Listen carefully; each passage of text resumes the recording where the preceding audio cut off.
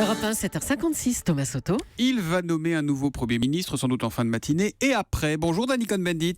Bonjour Thomas Soto. Ce matin, vous vous préoccupez d'un homme seul à l'Élysée, François Hollande, et vous avez une suggestion à lui faire. Oui, alors je reprends au rebond une proposition de Sophie Aram hier dans sa lettre au président sur France Inter où elle dit « François Hollande doit aller à Alep ». Et c'est une bonne idée, surtout après le veto de la Russie et de la Chine soutenu par le Venezuela contre la proposition du Conseil de sécurité proposé par l'Égypte, l'Espagne et la Nouvelle-Zélande, donc d'une trêve de 7 jours à Alep. Eh bien, je trouve qu'un voyage du président français, et je suis sûr que Russes et Assad n'oseraient pas bombarder Alep, d'aller à Alep et de faire un appel pour qu'il y ait cette trêve et pour qu'il y ait un couloir humanitaire qui arrive à Alep. Mais Dany, une photo, une image là-bas, ce serait de nature à changer les choses quand il n'a pas été capable de le faire, ni lui ni les autres d'ailleurs depuis tant d'années ? Maybe, peut-être. Écoutez, Thomas, je n'en sais rien, je l'ai déjà dit. En 1992, François Mitterrand a été à Sarajevo. L'abbé Pierre, en 95, a été à Sarajevo avec Bernard Kouchner. Je ne sais pas ce que ça peut déclencher, mais c'est le prolongement de son discours à la tribune de l'ONU. Ça suffit. Et de dire ça suffit. Et de rappeler à la conscience humanitaire de toute la planète, donc, et de la doctrine de l'ONU aujourd'hui, la responsabilité de protéger, de faire cet appel d'Alep serait, disons, une valeur symbolique incroyable et remettrait en lumière tout l'engagement de François Hollande qu'il a eu pour la Syrie. Non, c'est vrai que ça aurait de la gueule quand on connaît le drame qui se passe là-bas tous les jours et toutes les heures.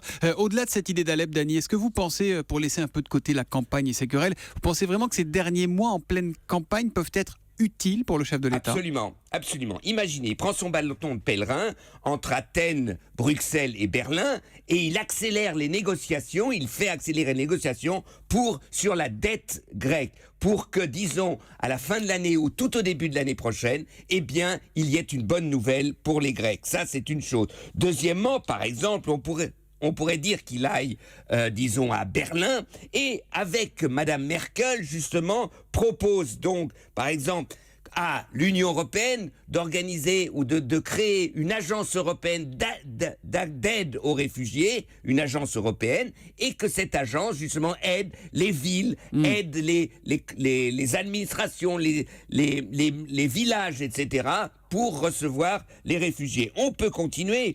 Il peut aller avec Madame Merkel ou sans Madame Merkel, proposer, par exemple, un service civil européen et accélérer l'organisation de ce service civil européen. Il peut aussi, avec Madame Merkel, reprendre l'idée, par exemple, d'une bourse pour les jeunes chômeurs européens et une formation pour les jeunes chômeurs européens. Bref, il y a de quoi faire, hein. Bien, je dis, il y a plein d'idées où le président, sans discuter avec le Parlement, mais en tant que président, ça correspond à la fonction du président, peut accélérer son engagement humanitaire, son engagement européen, et puis même, s'il a une idée, s'il ne sait pas quoi faire, de décréter comme feuille de route pour là où le prochain Premier ministre, un moratoire sur Notre-Dame-des-Landes. Demandez le programme. Je crois qu'on peut faire de la politique en tant que président. Et il ne serait pas un canard boiteux, pardon, mais un canard volant, 5 mois de canard volant Hollande. Merci Dany, merci beaucoup Dany. À demain matin 8h moins 10.